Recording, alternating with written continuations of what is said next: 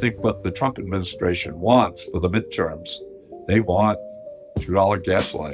By the time they get to trying to hang on to the House in 26, immigration will be old news.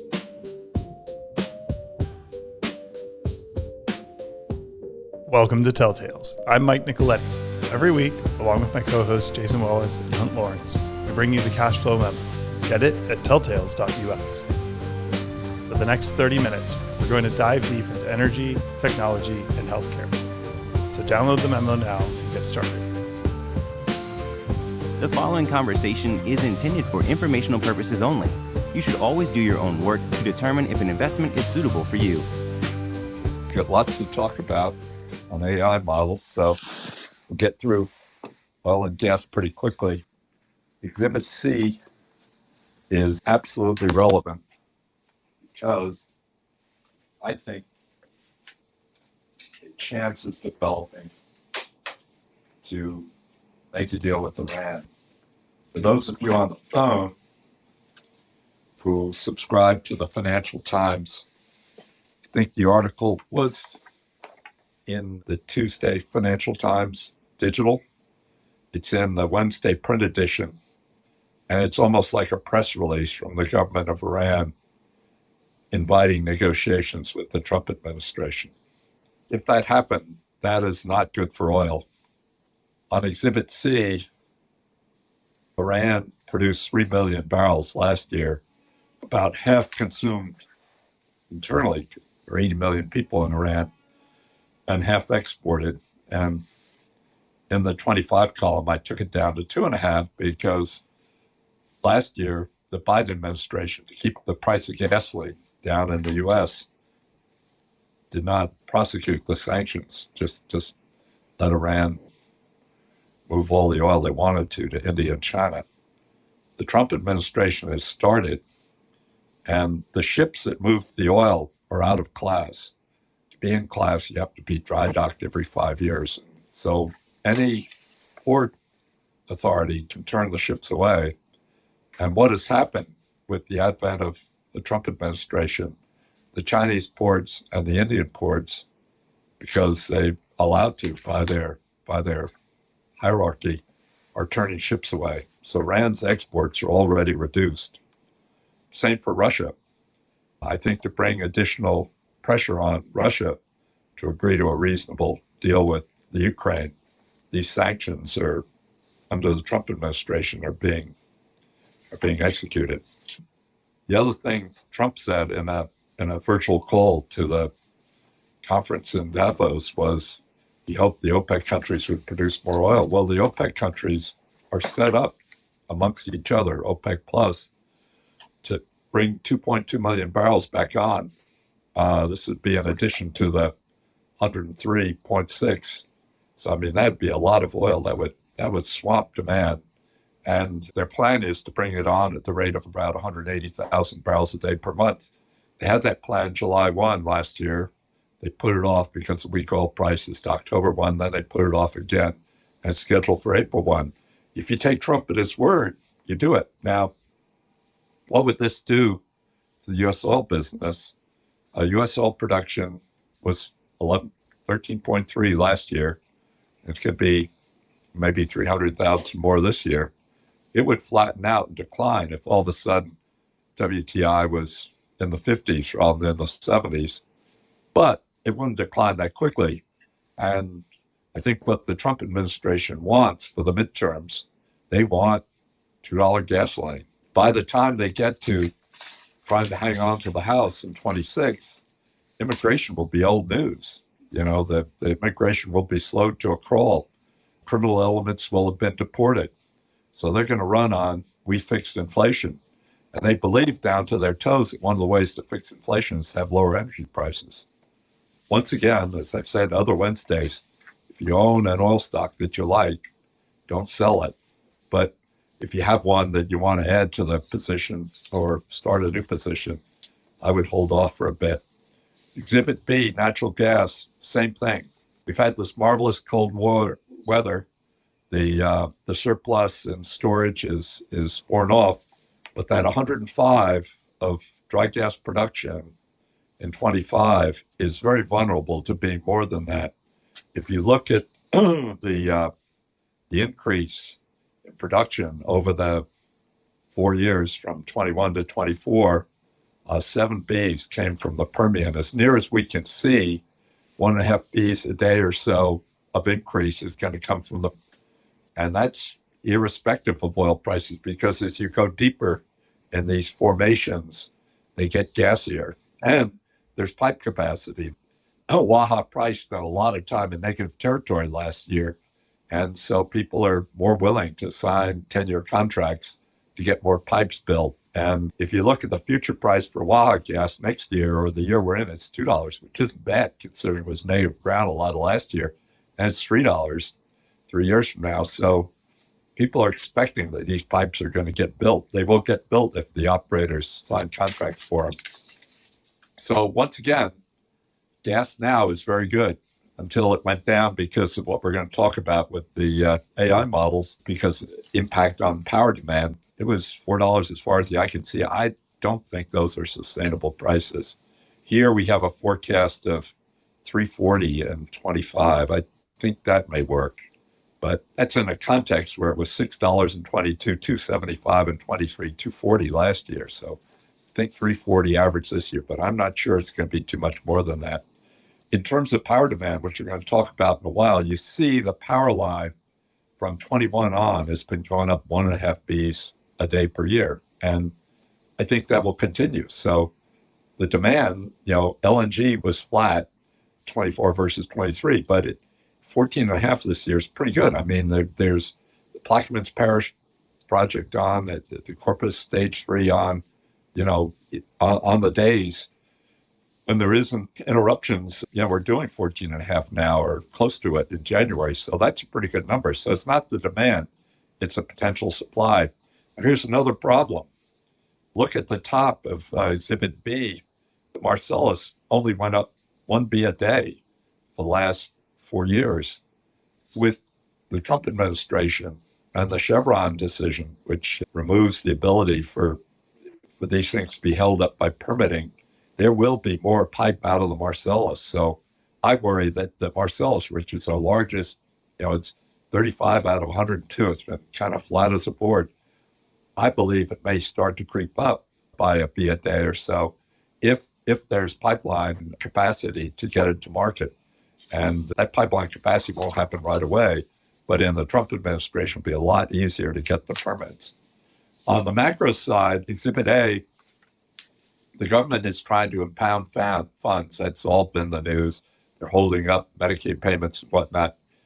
I have a theory here, which I hope doesn't happen because it'll be fairly disruptive, but it's going to be very hard to get the debt ceiling increased without a cut in spending.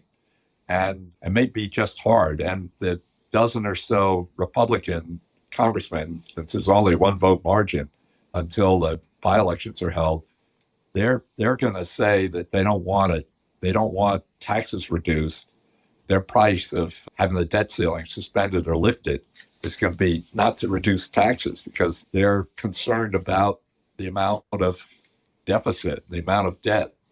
And one way to beat that, if you're the Trump administration, would be to say, look, if we can't get the debt ceiling, we're just going to have to continue to not send money. Look at the Medicaid, which is a 50-50 roughly, where the federal government puts in half and the state government puts in half, and it's around $600 billion a year. Suppose the Trump administration says, okay, this is fine, no debt ceiling increase. We can't send anybody back to the states for Medicaid. We don't have it. We've got to pay the interest bill. I don't think they'll do anything like that with Social Security payments, but they might hold back on some defense. They will just take a chopping block to that whole other category, which was $900 billion before COVID, and now is $1.4 trillion. Not 900 billion, 900 billion before, and now is $1.4 trillion. They'll just take 200 billion out of that just by not making payments. And what they'll be saying is, look, without a debt ceiling increase, we can't pay it. We don't have the money. The alternative is to default on our debt. So this is going to be, very contentious. I don't know how the capital markets react to all this. So far, so good. And having said that, without asking Mike or Jason for any more comments on, the macro thing, what I'd like to do is switch, because we want to use most of the remaining 30 minutes. We want to do a little healthcare, but we want to use most of the remaining 30 minutes to talk about AI models and whether or not they can be done for way less money, way less GPUs. With that, I talk to Mike every 20 minutes every morning.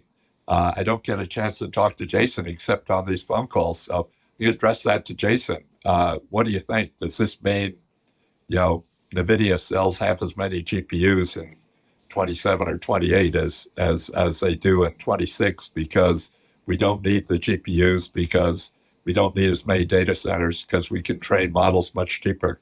Or what's your view of that?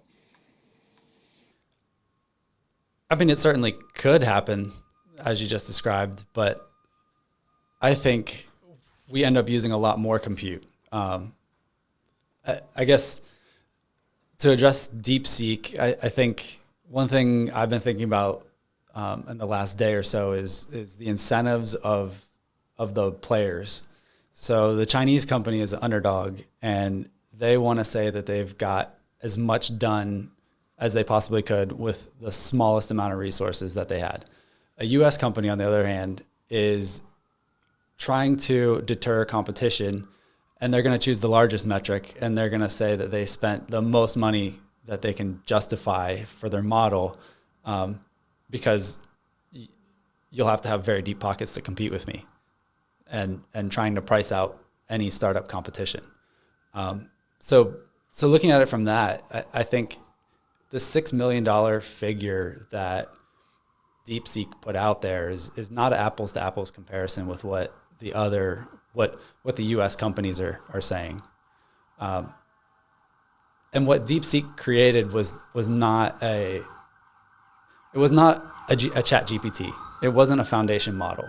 So they distilled, in this case, Llama, and then a model from Alibaba, a Chinese model, into the learnings of their model. And then they created a reasoning engine on top. And this is something that OpenAI has talked about and done. Some of their technical people have given interviews on this topic. Is if you take a less capable language model, the foundation model, and you just apply reasoning to it, you get a lot better answers. So the language models that we've been familiar with, like the chat GPTs, it's like asking a question and then the computer blurts out the first thing that comes to memory, or comes to mind, but computer memory.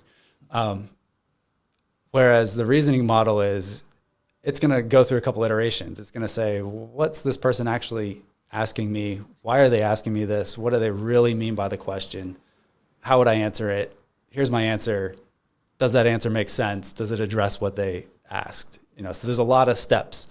And the novelty is this model's learned how to ask questions, it learned how to prompt itself, it's learned how to reason on its own output.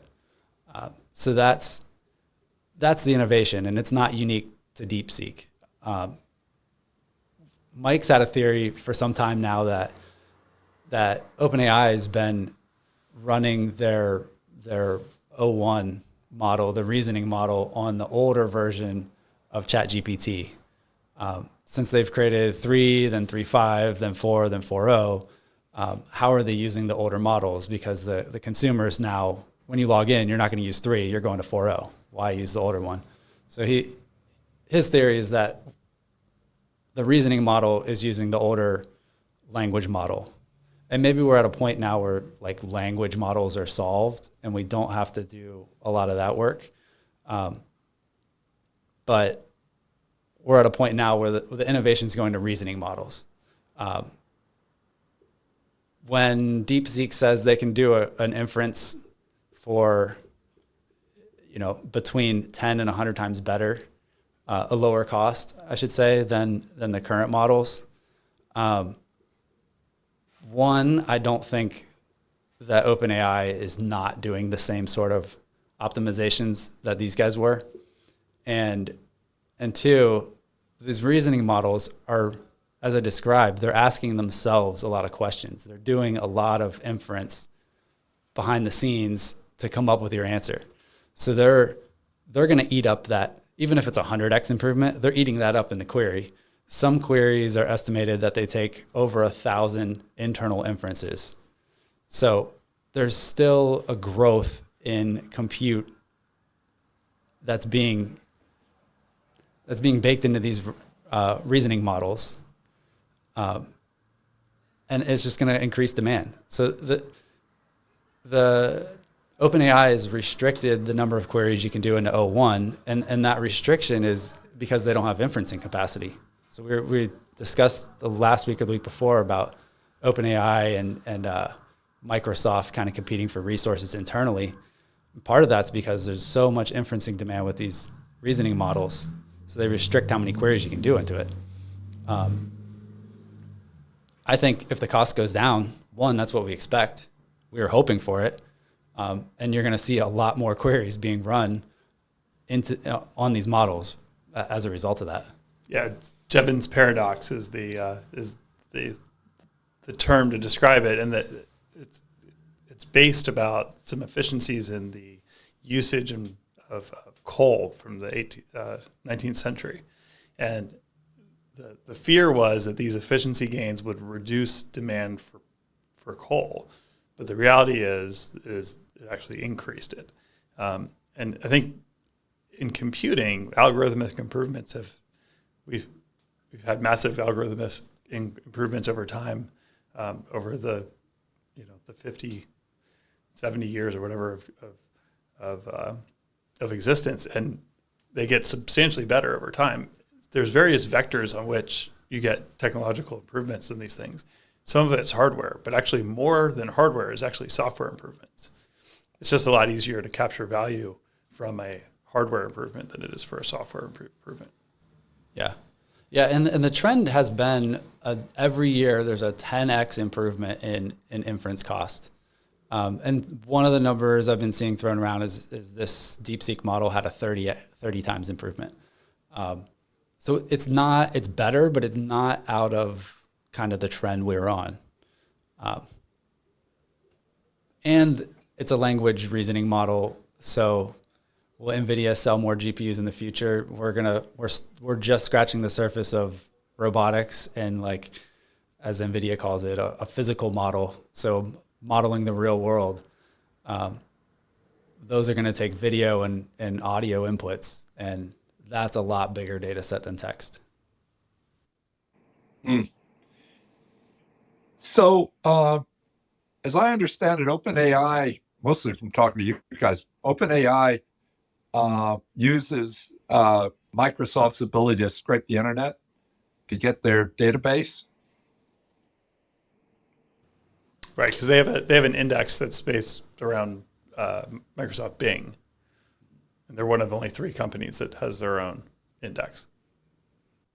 Could Microsoft legally say that OpenAI is allowed to do that and DeepSeek is not, or anyone else? What kind of a legal case would they have? Sure, it's a private business. I mean, as of right now, they're not being forced. Nobody's being forced to sell anything. Now, you bring that up. It is one of the proposed remedies for the Google antitrust case that they should have to sell their index and make it available. Who's the third? It's Bing and Google, and it's fairly certain it's Apple, and it's not clear that they use it for much of anything other than Spotlight search. So yeah. What and in talking to Mike, Jason, there's some evidence or that Anthropic has used OpenAI as well, and then put reasoning on top of the training model.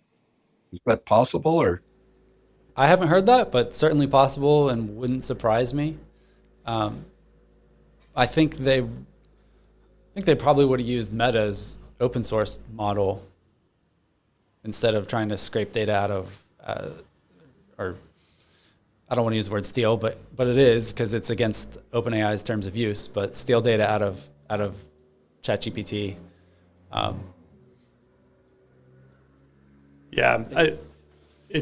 There's a lot of things that are a little bit wild, wild west, right? I mean, you remember when the former OpenAI CTO was asked about using YouTube transcripts in their training data set, and her response was all but telling. And so I think a lot of these things are happening because if you're trying to win a game as far as meeting or beating certain metrics, the best way to do it is to figure out what your competitor is doing and then engineer around it. So by using feedback from the competitor, it's a very obvious, or maybe not obvious, but a very easy way to at least align your model. So one thing to remember, actually, as a consumer in all this stuff, the metrics don't really mean that much. I mean, yes, they give us a general indicator of direction, but the percentage scores don't mean that much. And at the end of the day, it's, does the model do the thing that you want it to do? Speaking of, OpenAI released another model called Operator at the same time that the DeepSeek was monopolizing the news cycle. It's a really cool product. It will start up its own browser and it will perform tasks on your behalf in your browser. They previewed it previously, but now it's been launched. So this is really kind of like the first instance of an agent that will perform tasks on your behalf. So I think it's kind of overblown, the DeepSeek thing, and especially saying that, now OpenAI is behind. I don't think that's the case at all. In fact, Mike and I have this theory that, expanding on the earlier idea that they've alluded to having this model that was wildly more capable, that they're kind of afraid to release publicly, because of the ramifications that might have on the economy. And so part of the rumor mill is that they've been holding this back. They've shown it to President Trump, gave him a demo of it. He organized this deal with SoftBank and a $50 billion investment to keep U.S. as the AI leader. 500. Yeah, 500. Yeah, sorry. Probably 50, but they 10 secured, funding secured, 10 so far. They've got 50 now, yeah. So could that model have been a reasoning model built on top of their latest and greatest 4.0 language model? And that's kind of the suspicion we have. Where does Meta stand? Where does Google stand? Where does XAI stand? Are they, if the goal is to be the one or two that survive, how are the competitors to OpenAI doing? Well, this is a big win for open source, and open source is a big win for, or a big loss technically, I guess, for Google, Meta, and XAI. Google, OpenAI, and XAI. Meta, this proves their case. So any of the innovations, well, let's rewind a little bit. DeepSeek V3 was released in December, right around Christmas. So everybody that's working in any of these AI research labs are well aware of the improvements that they've been able to achieve with V3. V2 of DeepSeek was released over a year ago, and they were already doing some of these things to optimize memory and whatnot. So all of those techniques are going to get incorporated into Meta's models, and frankly, OpenAI will use them too. But Nvidia talked about all of those techniques over a year ago. Mm-hmm. Particularly one where they kind of dumb down the precision of the compute, and it could have the memory utilization by 75%. I said have by 75%. Reduce it to 25%. That's something Nvidia invented, and they were designing chips specifically for that years ago. So a lot of this isn't new. It's just been put together and publicized. But you know what should be the wake-up call from this that nobody's really talking about right now is that a lot of the reason that DeepSeek did what they did in their engineering approach is to get around the performance problems associated with the H800 chip, which is the legally the version of the H100 that was legally able to be exported to China.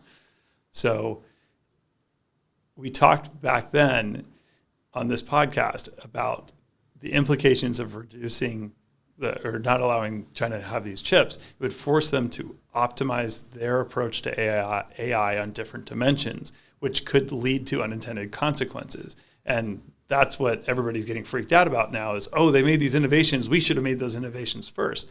And the reality is, well, no, maybe not, because we didn't have the necessity. The companies here in the U.S. didn't have the necessity, and necessity is the mother of invention.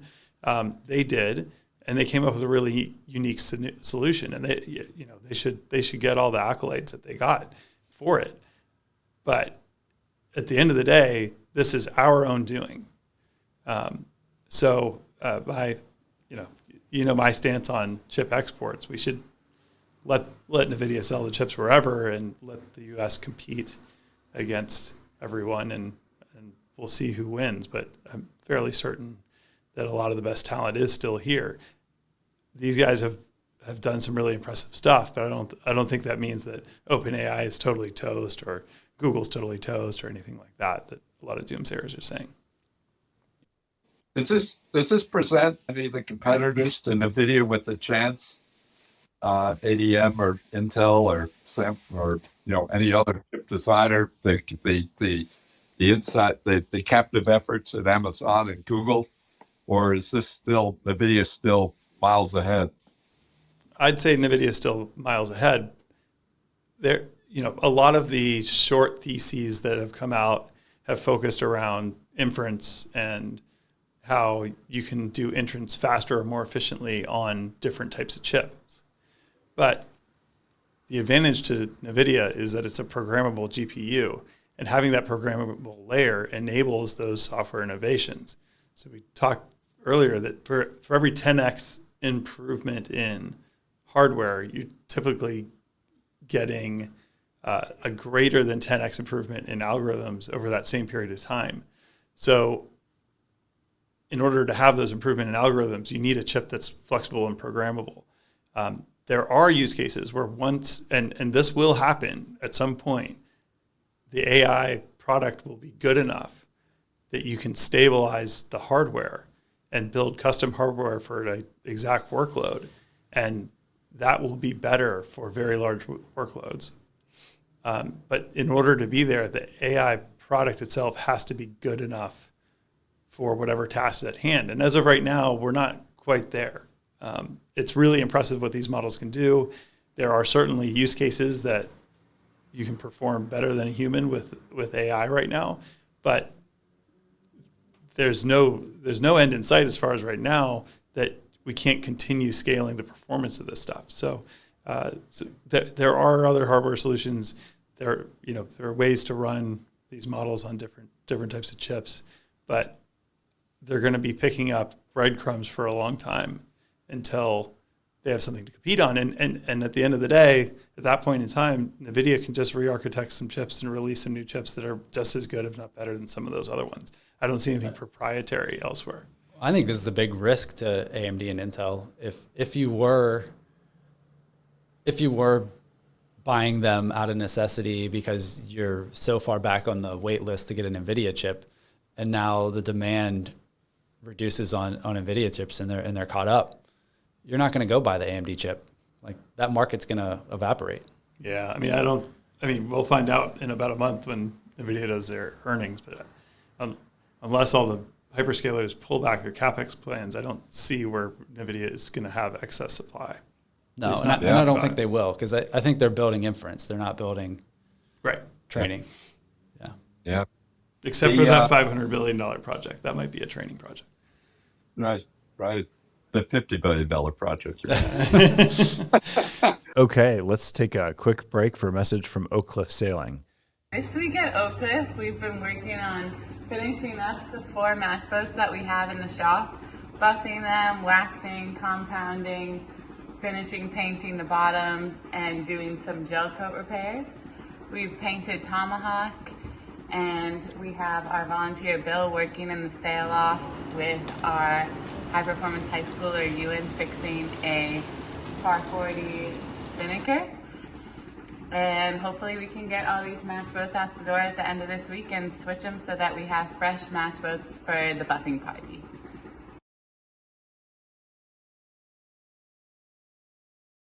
And now back to the show. Just before we break off, Jason, any news on any of the healthcare companies we follow? Yeah, I won't have enough time to talk about it, but Lantheus announced an acquisition earlier this week. I suspect they're really trying to get a radiopharmacy, so manufacturing capability. Probably the best radiopharmacy got purchased earlier in the month by Telltales, who makes a competitive product to Pylarify, but they have a much smaller market share. So it almost seems reflexive that they had to go pick up a radiopharmacy as well. So this is manufacturing capability that's in, I believe, Newark. It's in New Jersey. It's near Newark Airport. They can fly the product anywhere in the U.S. in enough time to get there for a Also to imaging. Europe, they have whatever the equivalent of GMP certifications, the European equivalent. Right. And Lantheus is trying to expand into Europe. Yeah. What about Vertex Pharmaceutical or Harrow? Anything new either place?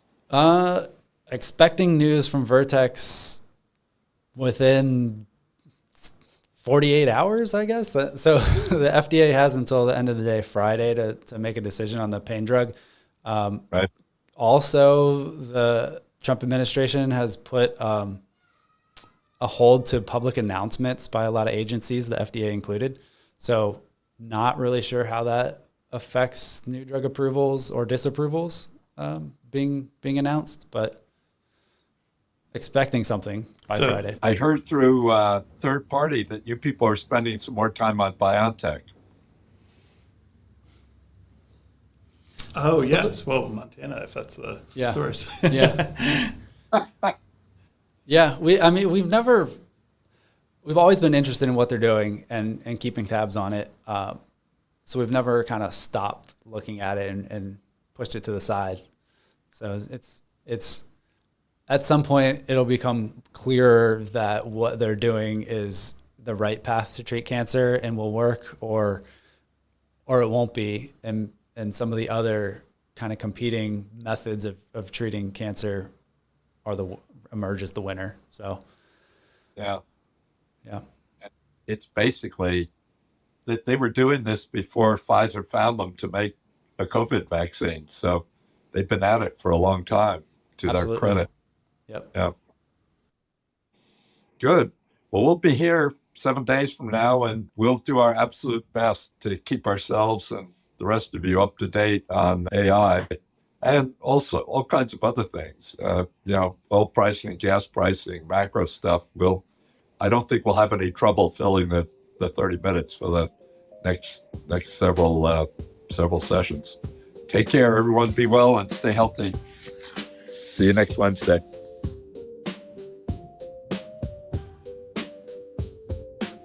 The views expressed on this podcast are the hosts alone and do not constitute an offer to sell or a recommendation to purchase or a solicitation of an offer to buy any security nor a recommendation for any investment product or service.